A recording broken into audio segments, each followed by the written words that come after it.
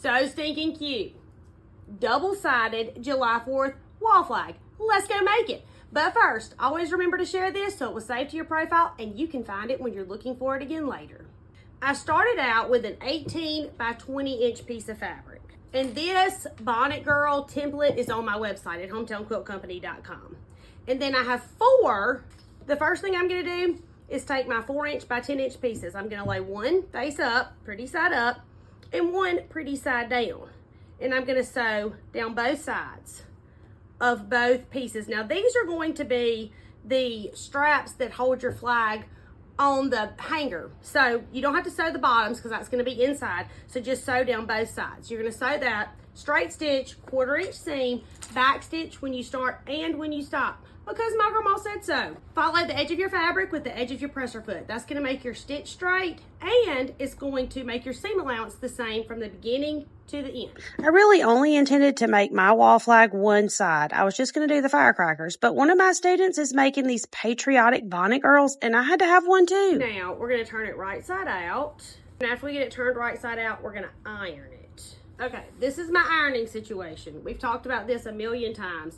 Heat resistant pad, wool mat, Chi iron. Everything came from Walmart. It's linked in my Walmart storefront, and that is linked in the caption if you're looking for any of it. And somebody told me it was sold out, and I'm not sure, but I'm sure there are some other great options too.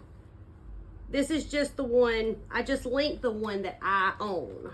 Now I'm ironing this flat, trying to make sure that I don't have any of my fabric folded in there with some weird kind of pocket. And then I'm gonna top stitch down the sides. That's just gonna make my straps lay pretty and flat. Now I'm doing this Bonnet Girl on the front of mine, but this American flag, I like what I'm wearing, would be precious too. I'm gonna top stitch down both sides. And a top stitch is nothing special. It's just a regular straight stitch, only sewn a little closer to the edge. So I like for my top stitching to look like it's about to fall off, but you only sew as close as you're comfortable. But when you top stitch, you do back stitch because my grandma said so. This online journey has been so much fun for me. It's super fun to see the things that y'all create, but selfishly, I have really enjoyed reliving all of the memories of my grandmother and sharing them with y'all. Now I have this sweet Bonnet Girl.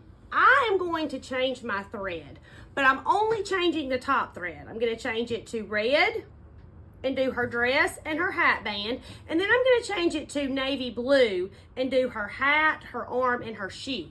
You don't have to change your bobbin thread because the bobbin is going to be on the underside and you're never going to see it. If you see your white bobbin thread on the top, then your machine is not threaded correctly and you have some tension issues. You should never see the bobbin thread on the top of your project. I had to go get some glasses because I can't see to thread my needle.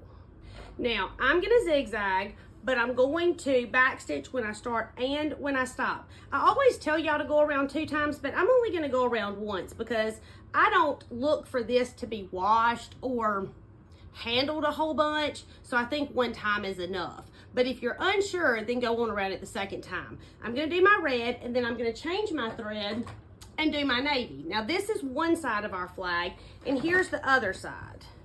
It's so cute. It is some fireworks. So while I have, oh, well, never mind, that's black. If I had navy on this one too, I would do the navy here and the navy here. But since this is black, I will change my thread again. So I'm gonna sew my Bonnet Girl on, and then I'm gonna change my threads, and I'm gonna sew all of my fireworks on. And then we're gonna put our flag together.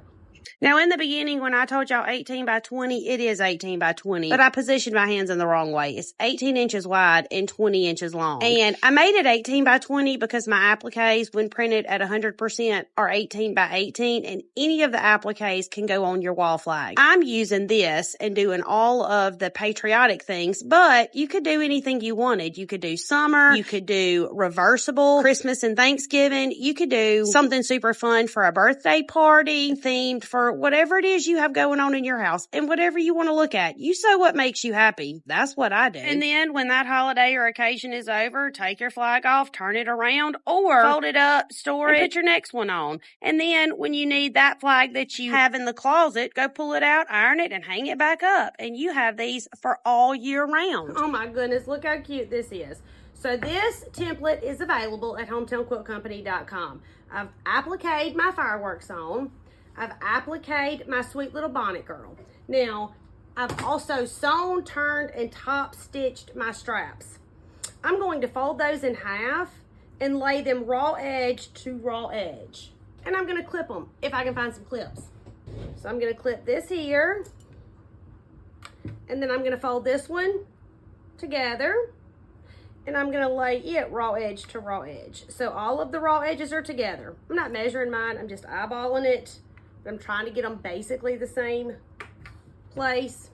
And then I'm gonna take my bonnet girl, lay her face down, and I'm gonna sew all the way around, except I'm gonna leave a hole on the side so that I can turn it right side out when I'm finished. Pin, clip, do whatever you wanna do. I'm not going to, and don't yell at me for not doing it. I want you to use all the pins and clips you want to. I'm just not a pinner or a clipper. Some people are. I have some students who never touch a pin or a clip, and I have some who fill their projects up with them. Do whatever makes you comfortable. That's what I tell them. Whatever they want to do is what I want them to do. And the same thing with you. I want you to do whatever you feel comfortable with, whatever process you like, because we all like something different, and that's okay. We've sewn it. Now we're going to turn it right side out. And make sure you push out your corners. You want nice, crisp corners. Chopstick, handy dandy tool. Do not use your scissors. I know y'all do, even though I've told y'all a million times. And I also know when you're fixing that hole you poked in it, you're thinking, Tammy told me not to do this because it's a bad idea. Now, after we've got it turned right side out, we're gonna iron it. I'm gonna iron mine, you go iron yours, and I'll be right back. Now, I'm gonna top stitch around here, down, and across the bottom. And then we're gonna hang it on our flag hanger. Oops, I forgot to say, I'm back. Don't we all wish ironing happened just that fast? And this is one of those projects where top stitching makes all the difference. We have a reversible wall flag. You can hang one side now and one side later. You could do July 4th on one side, summer on the other side, Thanksgiving on one side, Christmas on the other, or you could hang it where it could be seen from both sides. Let's put it on our hanger. Okay, this wall hanger came from Amazon. It's linked in my Amazon storefront, or maybe you already have one. Oh my goodness, look how cute this is. My name is Tammy. I'm your favorite sewing teacher, and I would love for you to come sew with me.